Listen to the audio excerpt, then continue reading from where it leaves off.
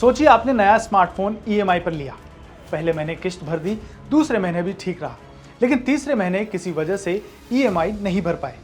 अब तक तो आपको सिर्फ बैंक या फाइनेंस कंपनी के फोन आते थे, लेकिन आरबीआई का नया प्रस्ताव कहता है अगली बार आपका फोन ही लॉक हो जाएगा।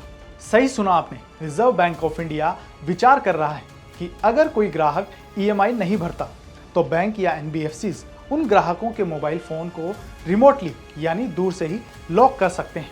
लेकिन इसके लिए ग्राहक की स्पष्ट सहमति जरूरी होगी। मतलब लोन लेते वक्त आपको बताया जाएगा कि डिफॉल्ट होने पर फोन लॉक हो सकता है। आपका डेटा सुरक्षित रहेगा, बैंक आपके फोटो, मैसेज या कॉन्टैक्ट्स नहीं देख पाएंगे। और हाँ, इमरजेंसी कॉल्स फिर भी काम करेंगे। दरअसल छोटे लोन यानी 1 लाख से कम में डिफॉल्ट बहुत बढ़ गया है।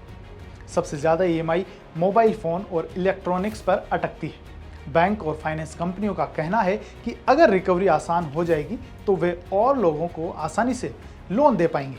लेकिन सवाल यह है कि क्या ये सही तरीका है? सोचिए, फ़ोन सिर्फ गैजेट नहीं रह गया है, ये काम, पढ़ाई, बैंकिंग, हेल्थ सबका आधार बन चुका है। अगर फ़ोन ही लॉक हो गया तो ज़िंदगी प्रैक्टिकली रुक सकती है। यही वजह है कि उपभोक्ता अधिकार समूह इसे दबाव का हथियार कह रहे हैं।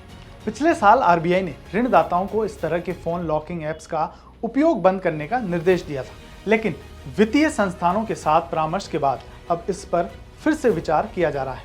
आरबीआई इस प्रस्ताव को अपनी फेयर प्रैक्टिसेस कोड में शामिल करने पर विचार कर रहा है। अभी नियम लागू नहीं हुए हैं।